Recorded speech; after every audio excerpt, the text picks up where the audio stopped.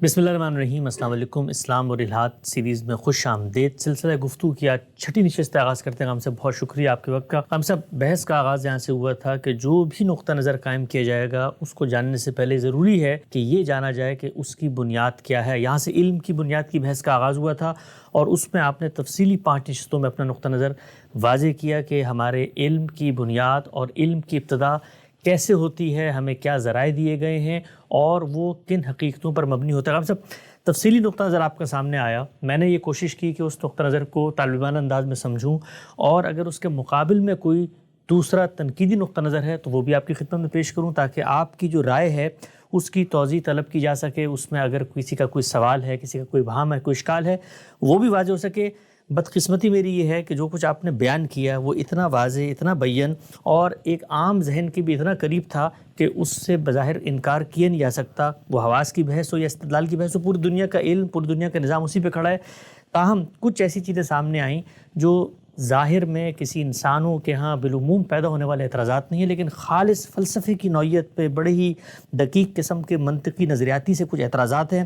کوشش میں نے کی ہے کہ میں ان کو آپ کی خدمت میں رکھوں تاکہ ان پر بھی آپ کا تبصرہ سامنے آ سکے۔ پہلا جو نقطہ آپ کی اب تک کی گفتگو میں سامنے آیا تھا اس پر سوال یہ ہے کہ آپ نے یہ واضح فرمایا کہ جب انسان کسی اثر کا ادراک حاصل کرتا ہے تو وہ محض ایک کیفیت پہ نہیں رکتا بلکہ فطری طور پہ اس کے پس پردہ نہاں ایک مؤثر تک بھی پہنچنے کا یقین حاصل کر لیتا ہے۔ اشکال یہ پیش کیا جاتا ہے کہ ہمارے تجربے میں علت اور معلول کے درمیان کوئی ایسا لازمی، ناگزیر اور براہ راست مشاہدہ سامنے نہیں آتا، ہمیں صرف واقعات کا باہمی تعاقب دکھائی دے رہا ہوتا ہے۔ تو کیا اس بنیاد پر یہ کہا جا سکتا ہے کہ یہ جو آپ نے ایک لازمہ بیان کر دیا ہے کہ جہاں پر اثر ہوگا پیچھے لازماً اس کا کوئی مؤثر بھی ہوگا، تو یہ محض تکرار مشاہدہ سے پہلے پیدا ہونے والی ایک ذہنی کیفیت ہے؟ اس میں کوئی ایسا اور بھی الگ سے کوئی اصول موجود ہے کہ جس سے ہم یہ ثابت کریں کہ جہاں پر اثر ہوگا وہ لازماً وہاں پر پیچھے کوئی مؤثر بھی ہونا چاہیے؟ اس میں جو الفاظ بولے جا رہے ہیں، ثابت کریں، بتائیں، یہ الفاظ محل نظر ہیں۔ یہ ثابت شدہ حقیقت ہے۔ ثابت شدہ حقائق کے ادراک سے علم شروع ہوتا ہے۔ بالکل ٹھیک، یہی بات میں نے واضح کرنے کی صحیح کی ہے۔ بالکل صحیح۔ یعنی جس طرح سے اس بیس کے لیے مجھے استدلال کی ضرورت نہیں ہے، میرے حواس نے اس کا ادراک کیا ہے، ٹھیک، اس کو ایک صورت دی ہے، وہ صورت میرے ہاں اس کی شخصیت بن گئی ہے، اس کو میں نے ابلاغ کے لیے ایک نام دے دیا ہے، ٹھیک، وہ میرے اور آپ کے درمیان مشترک ہوا ہے، میں اس کا تعارف آپ کو کراتا ہوں۔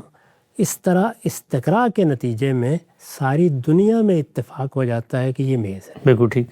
اسی کو میں نے اس طرح تعبیر کیا تھا علم و عقل کے مسلمات۔ یہ مسلمات کیسے بنتے ہیں؟ استقراء کے ذریعے سے۔ تو یہ بات کہ اثر کا احساس ہوتے ہی انسانی نفس مؤثر کا آپ سے آپ ادراک کرتا ہے، یہ اس کا اضطراری علم ہے۔ اس کے لیے کسی استدلال کی ضرورت نہیں ہے۔ ٹھیک، یعنی جس طرح سے یہ ایک وجودی حقیقت ہے، اسی طرح سے اضطراری مقدمات بھی وجودی حقائق ہیں۔ میں ان کو لے کے پیدا ہوا ہوں، ان کے لیے بھی بالکل وہی طریقہ ہوگا کہ کیا میرے اندر یہ چیز موجود ہے؟ اگر میرے اندر یہ چیز موجود ہے اور میں اس کا اذعان رکھتا ہوں تو میں اس کا اظہار کروں گا۔ ٹھیک، یہ اظہار زید سے ہوگا، بکر سے ہوگا، یہاں تک کہ استقراء کے نتیجے میں پوری دنیا کے اذعان کے طور پر سامنے آ جائے گا۔ تو اس کے بارے میں بھی یہی کہا جائے گا کہ اب یہ من جملہ علم و عقل کے مسلمات ہے۔ اس کو سمجھنے کا طریقہ یہ ہے، یہ اس طرح سے اخذی نہیں کیا جاتا کہ ہم تجربے سے گزرے، تکرار سے گزرے اور پھر اس کے بعد ہم نے یہ نتیجہ نکالا۔ نہیں، نتیجہ پہلے ہی موجود تھا، تجربے اور تکرار نے اس کو موقت کر دیا، اس کی تصدیق کر دی۔ اس کی تصدیق کر دی، ٹھیک، وہ محکم ہو گیا۔ یہ تمام چیزیں یعنی جن کو ہم وجودی حقائق کہتے ہیں یا جن کو اضطراری علم کے مقدمات کہتے ہیں، وہ اسی طرح سے سمجھی جاتی ہیں، اسی طرح سے مانی جاتی ہیں۔ جن لوگوں نے ان کے بارے میں وہ رویہ اختیار کیا ہے، انہوں نے اصل میں آفتاب کو دلیل سے ثابت کرنے کی صحیح کی ہے۔ میں نے بات کی ابتدا یہاں سے کی تھی کہ آفتاب آمد دلیل آفتاب۔ نقطہ بالکل واضح ہوا، آگے بڑھاتے ہیں۔ اچھا ہم سب فعل کہیں پر پایا جائے گا تو لازماً عقل اس کا تقاضا کرتی ہے کہ اس کا کوئی فاعل بھی ہوگا. یہ بھی وجودی حقائق میں سے ایک حقیقت ہے. رام صاحب نے بڑی تفصیل سے اس کو بتایا تھا. آپ بھی فرماتے ہیں کہ جہاں فعل ہے وہاں فاعل کا اثبات لازم ہے، لیکن پھر بعض فلسفیانہ نوعیت کے ہمارے نظریات پیدا ہوئے. وہ یہ کہتے ہیں کہ ہمیں خارج میں براہ راست صرف ایک واقعہ، ایک حرکت، ایک نظم دکھائی دیتا ہے، وہ فعل اور پھر فاعل کا تصور کیا ایسا نہیں ہو سکتا کہ ہم نے خود دماغ میں قائم کر لیا ہے، خارج کے اندر محض ہمارے سامنے افعال ہو رہے ہوں، لیکن وہی کہ ہم دیکھتے ہیں کہیں پر فعل کے وجود کے نتیجے یا اس کے پس منظر میں فاعل ہمیں مل جاتا ہے، تو ہم نے ایک چیز کہیں سے اخذ کی اور اب ہر معاملے کے اوپر ہم اس کا انطباق کر رہے ہوتے ہیں. کیا اس معاملے میں بھی یہ استرار، یہ چیز پیدا کی جا سکتی ہے کہ شاید کہیں کہیں یہ معاملہ ہوتا لیکن ذہن نے اس کو قبول کر لیا؟ ایک ہی بات یہ ہے کہ ذہن نے قبول کر لیا، یہ بنیادی غلط ہے. بالکل ٹھیک ہے. ذہن یہ لے کے آیا، یہ اس کے وجود کا حصہ ہے. بالکل صحیح. یہ ایسے ہی ہے کہ جیسے آپ یہ کہیں کہ میں نے عادتاً چیزوں کو دیکھنا شروع کر دیا. بہت اچھی مثال ہے. میں دیکھنے کی صلاحیت لے کے پیدا ہوا ہوں. صحیح. اس کے لیے آنکھوں جیسا آلہ مجھے دیا گیا ہے. صحیح. اس لیے میں تو بچے کی حیثیت سے جب آنکھ کھولتا ہوں تو دیکھنا شروع کر دیتا ہوں. ٹھیک. وہ میرا ادراک کیسے بنتا ہے اس کے لیے مجھے انتظار کرنا پڑتا ہے. لیکن جب وہ ادراک بن جاتا ہے تو میں اس کو علم میں تبدیل کرتا ہوں. جب علم میں تبدیل کرتا ہوں تو ابلاغ کی ضرورت پیش آتی ہے. ابلاغ کی ضرورت پیش آتی ہے تو پھر کیا زبان بولنے کے لیے مجھے جا کر مشق کرنی پڑتی ہے؟ وہ بھی میرے اندر ودیت ہے. وہ آپ سے آپ الفاظ کے سانچے میں بدلنا شروع ہو جاتی ہے اور ہر جگہ مختلف طریقے سے بدلتی ہے اور اس کے باوجود اپنے اندر اشتراک پیدا کر لیتی ہے. تو اس وجہ سے یہ ایک ظہور کی دریافت ہے. اس کو جب تک اس زاویے سے نہیں دیکھا جائے گا محض سوفسطائیت پیدا ہوگی. ٹھیک. وقت بالکل واضح ہوا. اچھا، صفات فعل سے صفات فاعل تک پہنچنے کا جو سفر ہے وہ بھی ناگزیر ہے. ہم یہ دیکھتے ہیں کہ جو صفات اس فعل میں پائی جا رہی ہیں، جو ہمارے سامنے اثر آ رہا ہے، وہی اس ذات میں بھی ہونی چاہیے جس سے اس کا صدور ہو رہا ہے. آپ نے اصول بیان فرمایا تھا کہ فعل میں جو صفات ظاہر ہوتی ہیں وہ کسی نہ کسی درجے میں فاعل کے اوصاف پر بھی دلالت کرتی ہیں. لیکن یہاں پر بھی وہی فلسفیانہ نوعیت کا اس پس منظر میں ایک اشکال یہ پیش کیا جاتا ہے کہ ہمارے سامنے براہ راست صرف اثر یا فعل ہوتا ہے، خود فاعل نہیں. چنانچہ جو حسن، نظم، حکمت یا مقصدیت ہمیں اثر میں دکھائی دیتی ہے، کیا یہ لازم ہے کہ انہیں واقعی فعل کی صفات قرار دیں، یا یہ بھی ممکن ہے کہ ہم اثر میں پائی جانے والی خصوصیات ہی کو ذہنی طور پہ فاعل کی طرف منسوب کر رہے ہیں؟ گویا سوال یہ ہے کہ اثر کی صفات سے فاعل کی صفات تک پہنچنے کا یہ عمل واقعی استراری ہے، استدلالی ہے، یا یہ بھی کوئی ذہنی ایک نسبت ہے جس سے ہمارا ذہن ٹیون ہو گیا ہے، ٹرین ہو گیا ہے، یا ایک طرح سے ذہن تجربات سے گزر کے مجبور ہو گیا ہے تو پھر ہم یہ فلسفہ قائم کر لیتے ہیں؟ یہ تو تیسرا نتیجہ ہے پہلے دونوں مقدمات کا. یعنی جب ہم نے اس مقدمے کو سمجھ لیا کہ جس طریقے سے ہم وجودی حقائق کے ادراک کی صلاحیت لے کے پیدا ہوئے ہیں، اسی طرح سے استدلال کا یہ مقدمہ بھی ہمارے باطن میں ودیت ہے کہ اثر ہے تو مؤثر بھی، فعل ہے تو فاعل بھی. جو صفات فعل میں یہ مقدمہ اگر وہاں مان لیا گیا ہے تو ظاہر ہے پھر اس پر یہ اعتراض وارد نہیں ہوتا. ٹھیک. یعنی یہ اعتراض تو یہاں وارد ہوتا ہے جب ہم یہ کہتے ہیں کہ جو کچھ ہمارے اندر صلاحیتیں ہیں یہ بھی تجربے اور مشاہدے سے پیدا ہوئی. بالکل ٹھیک. یعنی جب ہم ترتیب الٹتے ہیں تو یہ سوالات پیدا ہوتے ہیں. ترتیب کو صحیح کر لیں، یہ ہم لے کے آئے ہیں. یعنی اس طرح نہیں ہے کہ ہم نے بہت سے مثلث، بہت سے چوکور دیکھے، مستطیل دیکھے اور پھر ان کی بنیاد پر ایک تصور پیدا کیا. نہیں، ان کی شناخت میں یہ فرق ہم لے کے آئے ہیں. ہم نے ان کا اطلاق کیا ہے. اطلاق نے دہرانے کے نتیجے میں ہمارے اندر ایک غیر معمولی اذعان پیدا کر دی ہے. اب ہم اس کو دوسروں کے سامنے رکھتے ہیں تو صفات کو دیکھ کر یہ ماننا کہ ان کے پیچھے فاعل ہے، اور فاعل ہے تو اس میں بھی یہ صفات لازم ہونی چاہیے، یہ ہمارا وہی اضطراری فیصلہ ہے. اس فیصلے کو ہم قبول کرنے پہ مجبور ہیں. اس کو صرف ایک ہی صورت میں چیلنج کیا جا سکتا ہے، اور وہ یہ کہ جب میں اپنی یہ بات آپ کے سامنے رکھوں تو آپ کہیں یہ میرے لیے اجنبی ہے. میں زید کے سامنے رکھوں، وہ کہے میرے لیے اجنبی ہے.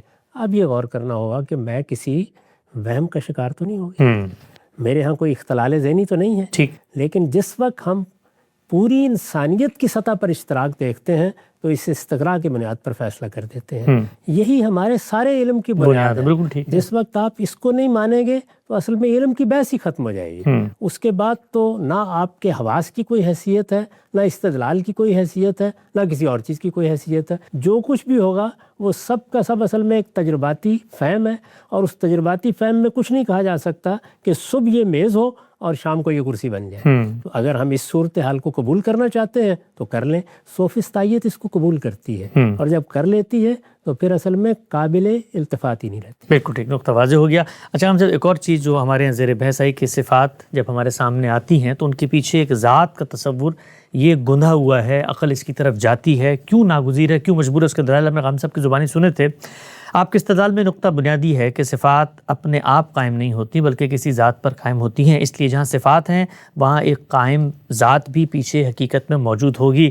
سوال جو اسی طرح کے فلسفیانہ نقطہ نظر کی پس منظر میں کیا جاتا ہے کہ ہمارے علم میں صرف براہ راست اس چیز کی صفات آ رہی ہوتی ہیں، صرف رنگ آ رہا ہے، بو آ رہا ہے، ذائقہ آ رہی ہے، شکل آ رہی ہے، حرکت آ رہی ہے، تو اس میں جو ذات جو کبھی کبھی ہماری گرفت میں نہیں آتی اس کے بارے میں ہم کیوں متصور کرتے ہیں کہ لازماً صفات کے پیچھے ایک ذات ہوگی. ایک مثال اس زمانے میں میں نے دیکھی ہم سب کہ مثال کے طور پہ ایک چیز ہمارے سامنے آئی ہے، ایک سیب آیا ہے، تو اب سیب کا تصور ہی میرے ذہن میں یہ ہے کہ وہ گول ہوگا، وہ میٹھا ہوگا، اس کے اندر یہ ذائقہ ہوگا، اس کا یہ رنگ ہوگا، تو وہ تو پورا کا پورا صفات ہی کی صورت میں میرے سامنے جس سے وہ مجھ سے متعلق ہو گیا ہے. اب میں وہاں پر مثال کے طور پہ ذات تو ڈھونڈنے نہیں جاتا کہ کیا ہے.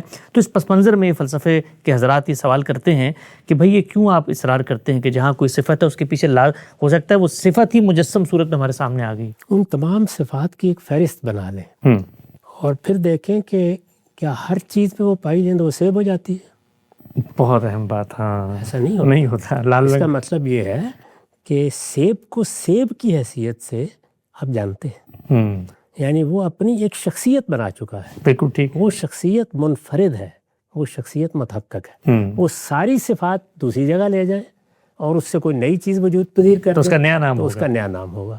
تو ذات کے بارے میں ہمیں ابہام نہیں ہوتا، یعنی جہاں صفات ہیں وہاں ذات ہوگی. ایسا کبھی نہیں ہوتا کہ ہم سیب کو دیکھنے کے بعد الگ الگ ان صفات سے اس کا تعارف کرائیں.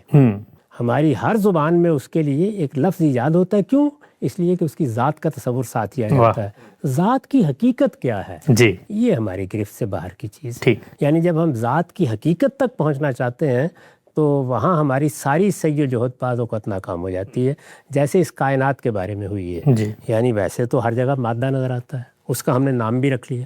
یہ بھی معلوم ہو گیا کہ مادہ مختلف صورتیں اختیار کر رہا ہے. درست. یہ بھی معلوم ہو گیا کہ مادہ اور قوت دونوں ایک ہی چیز ہے.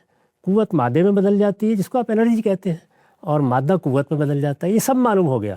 لیکن جب ہم نے اس کی حقیقت دریافت کرنا چاہیے، ذات تو متعین ہو گئی. کائنات کی ذات کیا ہے؟ مادہ. لیکن جب ہم مادے کی حقیقت دریافت کرنے پہنچے تو وہاں پہنچ گئے جہاں ہر چیز ہی ختم ہو گئی. یعنی ذرے لہریں بن گئیں، لہریں ذرے بن گئے. وہاں جا کے ہمارے قوانین معطل ہونا شروع ہو گئے. ہمارے لیے متعین طور پر کوئی بات کہنا ناممکن ہو گیا. تو صحیح تعبیر یہ ہے ہم صفات سے بھی واقف ہیں، ہم ذات کا بھی ادراک رکھتے ہیں، ہم اشیاء کے اندر جو ان کے باطن میں حقیقت مضمر ہے اس تک پہنچنے کے لیے کوئی ذرائع نہیں رکھتے. اور یہی وہ چیز ہے جس نے فلسفیوں کو بھی سرگرداں رکھا ہے، اور خاص طور پر جو روحانی فلسفی پیدا ہوئے ہیں جن کو آپ تصوف کے ماہرین کہتے ہیں، ان کے ہاں بھی اس تمام تر اوہام اور ظنون کی پیدائش کی وجہ یہ کیونکہ وہ ذات کا حقیقی ادراک حاصل کرنا چاہتے ہیں، ذات کی حقیقت تک پہنچنا چاہتے ہیں.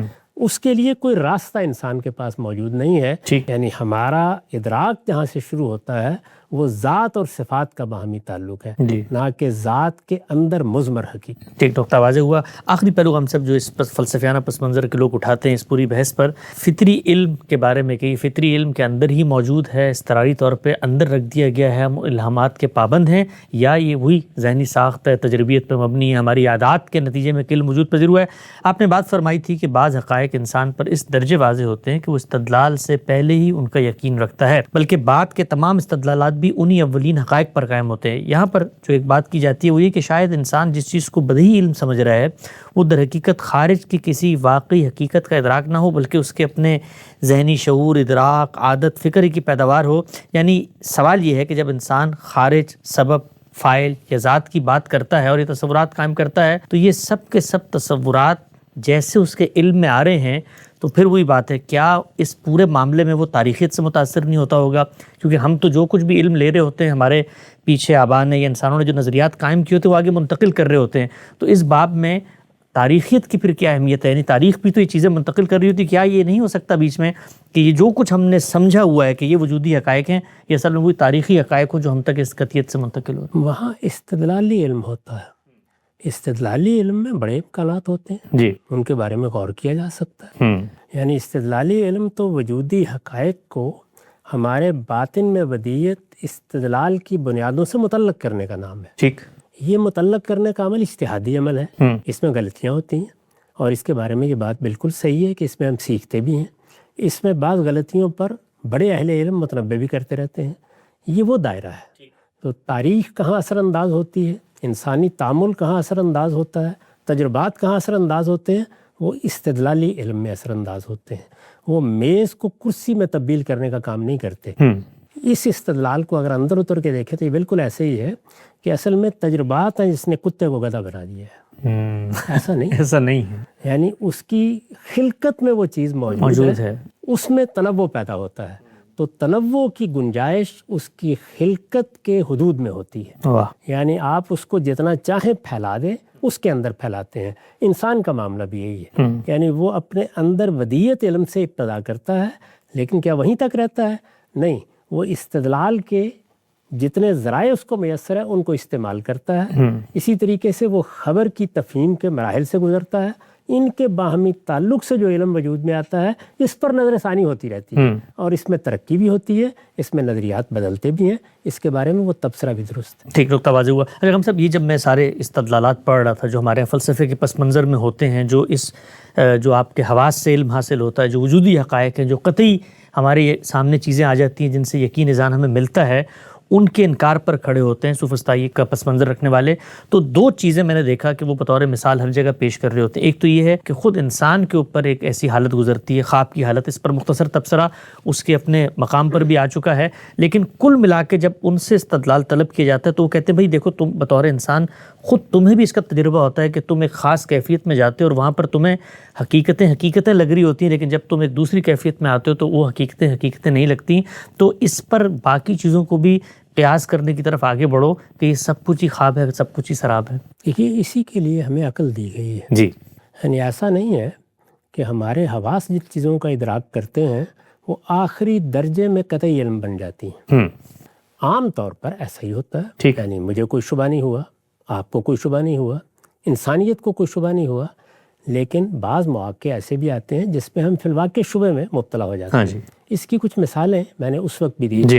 یعنی مثال کے طور پر ہم ایک گاڑی میں بیٹھے ہوئے ہوتے ہیں تو ہمیں بعض اوقات یہ احساس ہوتا ہے کہ جیسے گاڑی چل رہی ہے، اور بعض اوقات یہ احساس ہوتا ہے کہ جیسے چیزیں حرکت کر رہی ہیں. اسی طرح سے آپ نے دیکھا کہ زمین کی سورج کے گرد حرکت، سورج کی زمین کے گرد حرکت انسان کے لیے ایک بڑا مسئلہ بن گئی. یہاں بھی ایک خاص طرح کا وہم پیدا ہوتا ہے. تو یہ عقلی امکانات ہمارے لیے موضوع تحقیق بن جاتے ہیں. ٹھیک. پھر ہماری عقل اس میں فیصلہ کرتی ہے. وہ کیسے کرتی ہے؟ وہ پہم تجربات سے یہ فیصلہ کرتی ہے اور اپنا حکم لگا دیتی ہے. یہاں غلطیوں میں بھی انسان مبتلا ہوتا ہے. تو کیا انسان نے خواب اب دیکھنا شروع کیے؟ نہیں، پہلے دن سے ہمیشہ دیکھ رہا ہے، ہمیشہ دیکھ رہا ہے. ان خوابوں کے بارے میں اس کی عقل نے فیصلہ سنایا کہ وہ خواب ہے. ایگزیکٹلی. اور یہ فیصلہ اتنا عالمگیر ہے کہ اس میں کسی کو کوئی شبہ تبھی وہ تفریق کرتا ہے کہ میں نے خواب میں دیکھا اور یہ میں نے حقیقت میں. ہمیشہ تفریق کرتا ہے. اور پھر دونوں کے اس فرق کو بھی پہچانتا ہے کہ خواب میں وہ مجبور محض ہوتا ہے. چنانچہ بیداری کے عالم کا اس وقت اس کے ذہن میں کوئی تصور نہیں ہوتا، لیکن بیداری کے عالم میں وہ بیداری کو بھی سمجھتا ہے اور خواب کو بھی سمجھتا ہے. بہت اہم بات. اور پھر وہ فیصلہ کر لیتا ہے کہ یہ بیداری ہے اور وہ خواب ہے. اور یہ فیصلہ بھی عالمگیر ہے. یعنی ایسا نہیں ہے کہ انسانوں میں بہت سے لوگ ہیں جو اس دنیاوی زندگی کو یا بیداری کے عالم کو خواب سمجھ کے بیٹھے ہوئے ہیں. ایسا نہیں ہے. یعنی یہ شاعری رہتی ہے کہ خواب میں ہنوز جو جاگے ہیں خواب. واقعہ اس کے بالکل برخلاف یہ ہے کہ انسانیت نے جس طرح میز اور کرسی میں تفریق کا فیصلہ کیا ہے، ایسے ہی خواب اور بیداری میں بھی کیا ہے. یہ بھی علم و عقل کے مسلمات میں سے ہے، اور علم و عقل کے مسلمات کو اس طرح کے اوہام کی بنیاد پر چیلنج نہیں کیا جا سکتا. یہ عقل ہے جو اصل میں رہنمائی کر کے یہ فیصلہ سنا چکی ہے. اس میں کوئی نئی چیز سامنے نہیں آئی کہ مجھے اس کو ثابت کرنا ہے. انسان برسوں سے، بلکہ صدیوں سے، بلکہ ہزاروں سال سے یہ فیصلہ کر چکا ہے۔ بالکل، نقطہ بہت خوبصورت ہم صاحب نے واضح کیا۔ ہم صاحب ایک اور چیز جو سامنے آتی ہے وہ یہ کہ یہ چیز بسا اوقات تو اتنی مجسم ہوتی ہے کہ علت اور معلول ہے، ایک اثر ہے اس کا مؤثر سامنے نظر آ رہا ہوتا ہے، مطلب آگ ہے تو وہ جلاتی ہے۔ سوال یہ فلسفیانہ نوعیت کے لوگ جو سوفسطائیت پہ مبنی ہیں وہ یہ کرتے ہیں کہ یہ بات ٹھیک ہے جی، آگ ہے اور جلنا ہے، یہ ہمیں نظر آ رہا ہے، آگ کے قریب میں نے ہاتھ لے کر گیا تو میرا ہاتھ جل گیا، تو آگ جلاتی ہے، جلنا بھی محکم ہے، آگ بھی محکم ہے اور نظر آ رہا ہے، اس کے بغیر چیز نہیں جلتی۔ لیکن ان کے درمیان رشتہ کیا ہے، یہ عمل ہوتا کیسے؟ ہم اس کو مجرد کیوں نہیں کر سکتے کہ ایک آگ ہے اور ایک جلنا ہے، یہ عمل لازماً ایک دوسرے کے ساتھ طے ہے؟ تو یہ پھر آپ لوگ ہمیں اندر اتر کے مثال کے طور پہ پورا پروسیس جب تک نہیں دکھائیں گے تو اس وقت تک وہ قطعی یقین تو ہم نہیں حاصل کر سکتے۔ ہمیں ضرورت ہی نہیں ہے، اس لیے کہ یہاں استدلال کرنے والا غلطی کر رہا ہے۔ ایگزیکٹلی، وہ اصل میں بات یہاں سے شروع کر رہا ہے کہ یہ آگ ہے اور یہ مثال کے طور پر روئی ہے، ہاں، اور ہمارے علم کی ابتدا یہاں سے ہوئی ہے۔ نہیں، ہمارے علم کی ابتدا ہمارے باطنی الہام سے ہو گئی ہے۔ اس وجہ سے جب ہم نے پہلی مرتبہ آگ کو، کاغذ کو یا روئی کو جلاتے دیکھا ہے تو علت و معلول کا فیصلہ ہمارے باطن نے سنا دیا ہے، وہ پہلا فیصلہ ہے۔ یہ تو اس کی تکرار سے محکم ہوا ہے، بار بار کے تجربے کے بعد آپ کو شبہ ہی باقی نہیں رہا اس معاملے میں۔ اس لیے جتنی بحث اس معاملے میں ہمارے بعد بڑے محققین نے بھی کی ہے، یہ واقعہ ہے کہ اس کو پڑھنے کے بعد آدمی حیران رہ جاتا ہے کہ ترتیب کو الٹ دینے کے نتیجے میں کتنے غیر معمولی اور کتنے غلط نتائج نکلتے ہیں۔ نقطہ بالکل واضح ہوا۔ رقم صاحب، یہ جو کچھ آپ نے بھی بیان کیا تھا اس میں کچھ آپ کے بیانات کی بھی میں چاہتا ہوں ذرا توضیح سامنے آ جائے۔ جب ہم نے یہ بات کی تھی کہ انسان کا علم کا موضوع دو ہی چیزیں بنتی ہیں، نفس مادہ، ہمارے ظاہری باطنی حواس ان تک رسائی حاصل کرتے ہیں، اور وہ جو دو چیزیں ہیں ان کے مظاہر اشیاء میں، شے کے صورت میں اور قوت کے ظہور کی صورت میں سامنے آتے ہیں۔ اسی پس منظر میں اسم اور فعل کی آپ نے ایک بحث کی تھی، ایک بات کی تھی، بتایا تھا کہ ہماری زبانیں بھی اسی تقسیم کو بیان کرتی ہیں۔ اس پر کچھ میں چاہتا ہوں ذرا تھوڑی سی توضیح طلب کروں آپ سے۔ یہ جو زبان میں اسم اور فعل کی تقسیم ہے، اس سے کیا یہ ثابت نہیں ہوتا کہ مثال کے طور پہ کہنے والا یہ کہہ سکتا ہے کہ بھئی جو زبانیں ہیں یہ تو انسانوں کے تعاملات کے نتیجے میں وجود پذیر ہوئی ہیں، تو اس کے قواعد بعد میں بنے، یہ آپ کو بیان کرنے کی وہاں پہ ضرورت کیوں پیش آئی، بطور نظیر کے، شاہد کے، تائید کے، یا بطور استدلال کے؟ میں جس چیز پر گفتگو کر رہا تھا وہ کیا تھی؟ وجودی حقائق۔ وہ حقائق میرے لیے علم کیسے بنتے ہیں؟ میرے حواس کے ادراک سے۔ جی، وہ ادراک کہاں پہنچتا ہے؟ میرے باطنی محسوسات میں۔ وہ آپ کے لیے علم کیسے بنے گا؟ میں الفاظ ایجاد کروں۔ ایگزیکٹلی، ہاں، تو اس کا مطلب یہ ہے کہ الفاظ میرے ان محسوسات کے لیے پیرہن کا کام کرتے ہیں۔ ٹھیک، ان کا تعلق وہی ہے جو میرے نفس کا میرے بدن سے ہے، وہ اپنا اظہار ہی ان سے کرتا ہے۔ ٹھیک، تو اب نفس اور بدن کے درمیان ہم آہنگی ہونی چاہیے۔ یعنی اگر مثال کے طور پر میرا نفس چیزوں کو اٹھانے کے دائیات رکھتا ہے تو اس کو بدن میں ہاتھوں کی صورت میں ایک آلہ ملنا چاہیے۔ ٹھیک، یہی معاملہ زبان کا ہے۔ تو زبان کس طریقے سے غیر متعلق ہو جائے گی؟ یعنی جب وہ جہاں سے پیدا ہوئی ہے اس کے ساتھ ہم آہنگ نہیں ہوگی تو وہ میرے لیے زبان بنے گی کیسے، اور ابلاغ کا ذریعہ کیسے ہوگی؟ تو اس ہم آہنگی کو دکھانے کے لیے کہ جو مشاہدہ میرے باطن کا ہے وہی اس کے ظاہر کا بھی ہے، جو چیز میرے محسوسات میں ہے وہی اس کے پیرہن میں بھی ہے، اس کے اظہار میں بھی ہے، اس چیز کو دکھانے کے لیے وہ بات کی گئی تھی۔ وہ کوئی بنائے استدلال نہیں ہے، اس لیے کہ وجودی حقائق میں بنائے استدلال تو اصل میں ان کا وجودی حقیقت ہونا ہے۔ آفتاب احمد دلیل آفتاب۔ ٹھیک، بالکل نقطہ واضح ہو گیا۔ اچھا، مثال پر پیغام صاحب، یہ جو ہمارے ہاں اسم اور فعل کی تقسیم ہے، اگر اس سے کوئی مختلف تقسیم ہوتی تو یہ پھر ایک بہت بڑا سوالیہ نشان ہوتا کہ جن باطن کے الہامات کی آپ بات کر رہے ہیں اس کا ظہور جو ہے وہ تو مثال کے طور پہ اشیاء، قوت کے ظہور، اس کے علاوہ کسی اور پہلو سے بھی ہو گیا، تو وہاں پر پھر کانٹرڈکشن ہوتی۔ یعنی یہ ہو نہیں سکتا، اس طرح کی چیزیں لوگ بیٹھ کے سوچ لیتے ہیں، یہ ہو نہیں سکتا۔ یعنی یہ ممکن نہیں ہے کہ انسانوں کے درمیان فیصلہ کرنے کی صلاحیت اور قوت کا ماخذ ایک ہو، فیصلہ بھی ایک اندر سے ہو رہا ہو اور باہر حقائق تبدیل ہو۔ بالکل ٹھیک۔ اسی وجہ سے وجودی حقائق لوگوں کے لیے علم و عقل کے مسلمات بن جاتے ہیں۔ میں نے عرض کیا کہ جہاں اختلاف پیدا ہوتا ہے وہ استدلال ہے، استدلال اور خبر۔ یعنی ظاہر ہے کہ وجودی حقائق کے بعد ہم معلوم سے نامعلوم تک کا سفر کرتے ہیں، اس میں کیا ہوتا ہے؟ ریزننگ ہوتی ہے، وہاں غلطی کا امکان ہوتا ہے۔ ٹھیک، نقطہ بالکل واضح ہوا۔ اچھا، ہم سب یہ عقل کی حدود، دائرہ کار عقل کیسے کام کرتی ہے، اس پہ بڑی تفصیلی بات چیت ہوئی تھی کہ حواس جو ہیں وہ عقل کے لیے باب العلم بنتے ہیں، اور عقل جو ہے وہ پھر پہلے معاملے میں جہاں پر اس کے سامنے یہ نفس اور مادہ آ رہا ہوتا ہے اس میں کیسے وہ مجبور ہوتی ہے ان کو قبول کرنے میں، اور پھر استدلال میں آگے وہ ایک طرح کا خودکار کام کرتی ہے۔ تو سوال عام طور پہ یہ پیدا ہوتا ہے کہ بھئی اگر عقل کے بارے میں ہم یہ تقسیم کر رہے ہیں کہ عقل اس معاملے میں مجبور محض ہے، اس معاملے میں وہ معلوم سے نامعلوم کا سفر کرتی ہے, استدلال کرتی ہے, تو خود ایک چیز کی جو حقیقت ہے, کیونکہ عقل کو ہم میں سے آپ میں سے کسی نے نہیں دیکھا, اس کا جو وجود ہے, اس کی جو اپنی ماہیت ہے وہ ہماری گرفت میں نہیں, تو ہم اس کو بغیر جانے اس کی یہ جو تقسیمات ہیں کہ وہ کیسے کام کرتی ہے, یہ پھر ہم کیسے مطلب طے کر رہے ہوتے اپنے ہیں؟ باطن کا تجزیہ کر کے, بالکل ایسے ہی جیسے ہم خارجی محسوسات کا تجزیہ کرتے ہیں. ٹھیک. یعنی وہاں پر بھی ہم فیصلہ سناتے ہیں. کس چیز کے ذریعے سے فیصلہ سناتے ہیں؟ ہمارے باطن میں ایک ملکہ ہے, ٹھیک. اس ملکے کو ہم نے کوئی نام دینا ہے. یہ بالکل بھی معاملہ ہے جو زبان کی ایجاد میں ہے. یعنی خارجی محسوسات اپنی ذات میں تو محسوسات ہیں, ٹھیک, لیکن ہم نے ان کو نام دینا ہے. میں نے اس کو میز کا نام دے دیا, میں نے ایک بڑی چیز کو سورج کا نام دے دیا, اس کے بعد رات کو روشن کرنے والی ایک چیز کو چاند کا نام دے دیا. تو یہ نام ہے جو ہم نے لیے ہیں. ایسے عقل کا نام دیا. اصل چیز کیا ہے؟ میرے اندر ایک ملکہ ہے جو میرے حواس کے ذریعے سے معلومات پہنچتی ہیں, ان کو محسوسات میں بدلتا ہے, وہ ادراک بنتا ہے. اس ادراک کو پھر علم کی صورت میں ابلاغ کر دیتا ہے. بالکل ٹھیک, متواضع ہوا. آخری چیز غام صاحب جو اس پورے پس منظر میں ایک توضیح طلب میں آپ سے کرنا چاہتا ہوں, وہ ظاہری اور باطنی حواس کے بارے میں. ظاہری حواس تو متعین ہے دنیا بھر میں, جو ہماری سینسری نالج ہوتی ہے, اس میں ہاتھ لگانا ہے, سونگھنا ہے, چکھنا ہے, وہ سب چیزیں.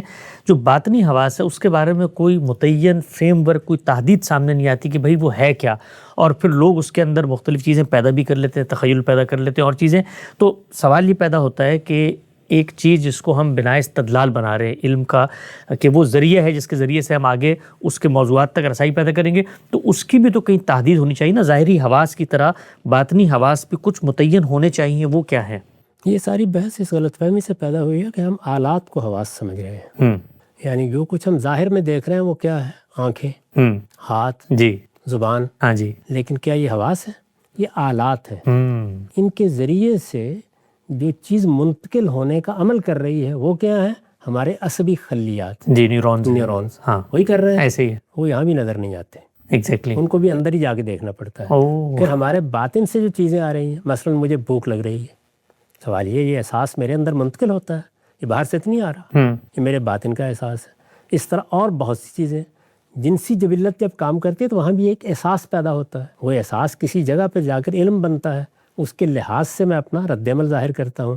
تو اب تک جو سائنسی تحقیقات بھی ہوئی ہیں ان میں سے اگر آپ ان کا مطالعہ کریں تو 32 کے قریب یا اس سے کم و بیش ہمارے باطنی حواس متعین کیے گئے ہیں. ان کو انر سینسز کہا جاتا ہے. ٹھیک. اسی طرح سے ہمارا دل, ایک لمبے عرصے تک لوگوں کا یہ خیال رہا کہ یہ تو اصل میں گوشت کا ایک لوتھڑا ہے, اس کے ذریعے سے خون کی گردش ہوتی ہے. اب ہم یہ جانتے ہیں کہ وہ خود ایک دماغ ہے, چنانچہ اسے اب لٹل برین کہا جاتا ہے.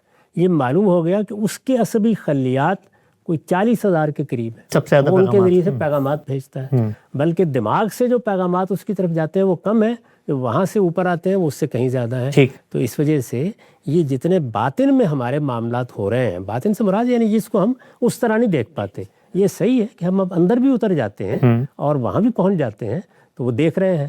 تو اسی کو باطنی حواس سے تعبیر کیا گیا ہے. اس کے لیے باقاعدہ ہمارے علم میں اصطلاحات ہیں. ہم کہتے ہیں نا یہ انٹروسیپشن ہے. یہ کیا چیز ہے؟ یعنی ایک تو پرسیپشن ہے, انٹروسیپشن ہے. ہمارے باطن کے اندر حواس جو پیغامات بھیج رہے ہیں ان کو بھی ہم نے الگ الگ عنوانات کے تحت رکھا ہے. اسی میں نے یہ توجہ دلائی ہے کہ ہمارے باطن میں جو ہمارا نفس ہے وہ بھی اپنا پیغام بھیجتا ہے. وہ بھیجتا ہے تو وہ کس ذریعے سے بھیجے گا دماغ کو؟ دماغ تو ایک بدنی چیز ہے, وہ بھی ظاہر ہے کہ انہی نیورونز یا انہی عصبی خلیات سے بھیجے گا.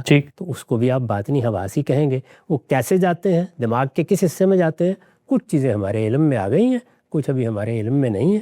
ہو سکتا ہے مزید تحقیق کرتے رہیں, بہت سے اور راز واشگاف ہو جائیں. نقطہ بالکل واضح ہو گیا. غام صاحب سے ہم نے پہلے مقدمے پر بہت سے راسل گفتگو کی ہے کہ ہمارے علم کی بنیاد کیا ہے, علم کا موضوع کیا چیز بنتی ہے, اس تک رسائی کیسے ہوتی ہے, اس کا نتیجہ کیا ہوتا ہے. غام صاحب ایک جملے کے اندر آپ کے نزدیک ہمارے علم کی بنیاد وجودی حقائق کا ادراک ہے. یہ ادراک علم میں کیسے ڈھلتا ہے ہمارے باطن کے اندر, وہ کون سے علامات ہیں, پھر عقل کیا کام کرتی ہے, استدلال کا پروسیس کیسے ہوتا ہے, بڑی تفصیل سے آپ نے بات بتائی. مجھے اب بتائیے گا کہ اس پورے مقدمے کو محکم انداز میں سمجھ لینے کے بعد بحث آگے کیسے بڑھے گی؟